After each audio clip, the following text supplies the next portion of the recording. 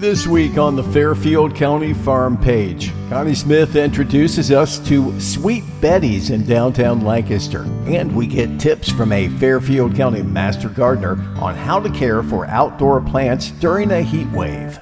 Well, welcome to the OSU Extension Farm Page. I'm pleased to be out and about today. I'm somewhere new. I've never been here before, but I'm at Sweet Betty's in downtown Lancaster, and I'm with Danielle Axe, the owner, right? Yes. Right? So a journey. Let's learn about you and your journey to get here. I remember, just slightly, you was a 4-H'er. Yes. Pigs, I'm sure, because of your dad. Yes. Bill Myers, you know, we can't not show a pig at the fair. That is correct, yes. So now you've had your kids have gone through.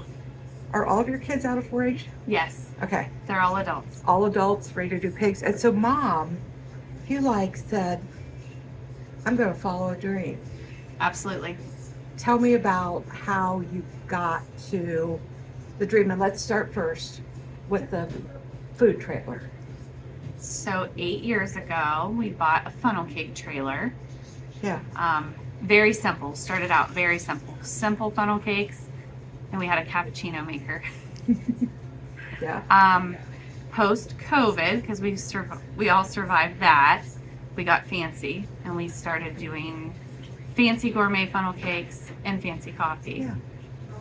Yeah.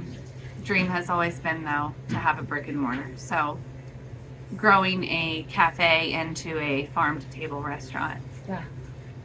So in your real life, you're a nurse. Yes. But this is the dream. This is the dream. This is the dream. Yes, 22 years of nursing, but this has always been the dream. Yeah. So, how gutsy was it to start a brick and mortar for you? Oh, it's the scariest thing I've ever done. So if you came in the first 2 days, I probably looked like I'd been shot out of a cannon. Yeah. Yeah. Yeah. Yeah. So let me ask you this: what is it about this that flips your switch? Is it the people? Is it the creation of something good, or is it just community? I think it is a recipe of all those things. Yeah. Yeah. Food is a love language. Yeah. We definitely enjoy the people the most. Yeah. Yes. It's a different way, a different act of service. Yeah, service. You know, I think when we talk to these past 4-H'ers or current 4-H'ers, you always hear a little bit of that service, or you always hear a little bit of we're kind of giving back, but we feel like we're making a difference. Yes. You can turn a good day bright just with a drink. Yes. Yeah, you think that? Yes. That is probably the favorite part of being part of somebody's day. Yeah. And a good part. Yeah. A good part. This makes us a good part. Yeah. So where are you located? Where's Sweet Betty at? We are at 117 South Columbus Street. Yeah. In the Kern building. Next to a lot of barbershops and hairdressers. That is correct. Yeah. Been down there several times. And the name, how did we come up with Sweet Betty? The funnel cake trailer. So when I bought it outright, we actually had a contest to name it. Oh. And we didn't like any of the names. Yeah. And I came home and I said, we made this really too hard. I said, we should name it Sweet Betty. Yeah. So we named it after my grandmother. Mm-hmm. I worked with your grandmother, Sterling Scott, for several years. And she was like the envelope stuffer in the back. I remember her. So you know she was the sweetest. She was the sweetest. And she took care of everybody. Yes. I remember that. She took care of everybody. And now you're following in her footsteps. Yes. You're doing that. Yes. You're taking care of everybody. Hey, if you've never been to Sweet Betty, downtown Lancaster, again, help me with the address. 117. 117 South Columbus Street. Yes. It's a little tiny place, but they have the best food, some of the best, the pink drink. I could get addicted to the pink drink. You would need to come in and meet Danielle.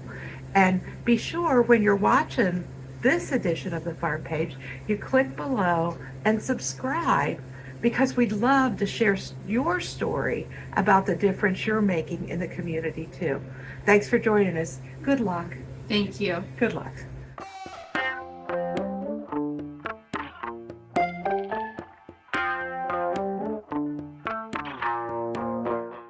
Hey, out and about today with my Master Gardener friend Debbie Wren. We've been doing just a little plant shopping, and we might be crazy. I know we are.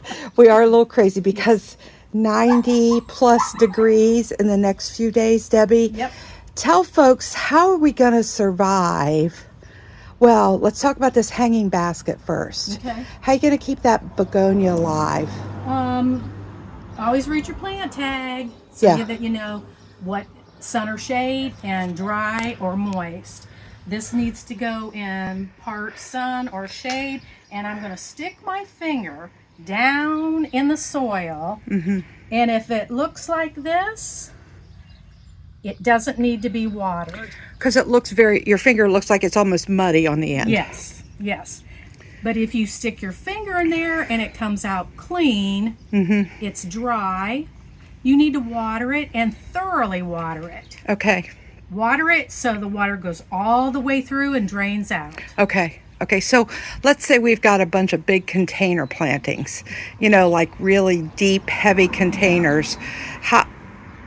Same thing, stick your finger in it, see what they look like? I would. You're going to have to keep an eye on your stuff during this heat wave. Yeah. Stick your finger way down in there. And you might find if it's a big container, if you have thoroughly watered it, it might last you for a day or two. Right. So let's talk quickly. Watering. Is there a good time? Is there a best time? Is there a better time? Your best time is early in the morning. Yeah. But again, water thoroughly. If for whatever reason, family job, you can't get to it, then I would say in the afternoon, evening, but don't put the water on the leaves. Try to get that water right down there. Right at the base level of the plant. Yeah.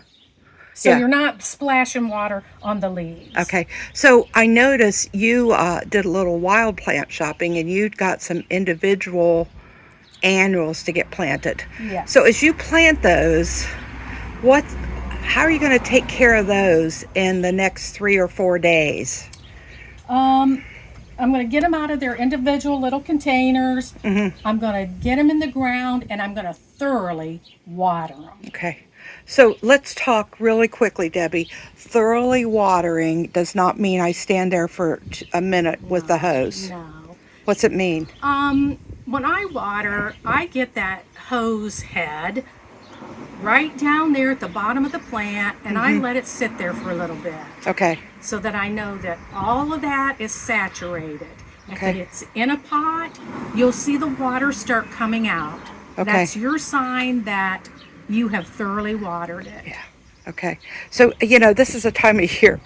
First, we're taping this on the first day of summer, and we get all excited in the spring, and we plant container after container after container, and then we're like, oh, why did I do that? Yeah. So some tips from Debbie Wren, Fairfield County Master Gardener, longtime Master Gardener, about taking care of those containers and taking care of the hanging baskets.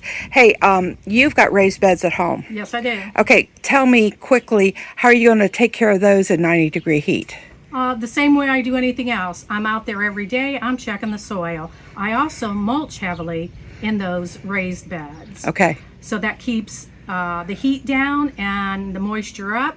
And if they need to be watered, I get my hose out and I put it down there and I just let it go. Usually morning. Yeah. Absolutely 'cause I'm morning. up early. Yeah, okay. Hey, special guest Debbie Wren, OSU Extension Fairfield County Farm Page, but we're kind of doing a little bit of how to help your plants survive Master Gardener style, or any style. Yeah. That we're just wanting to send out some tips because, our weatherman is saying the next few days are going to be hot, hot, hot. Get out there early, take care of your plants, get back inside, hydrate you, put your feet up and enjoy the rest of the day. Yeah, absolutely. Thanks, Deb. I really appreciate it.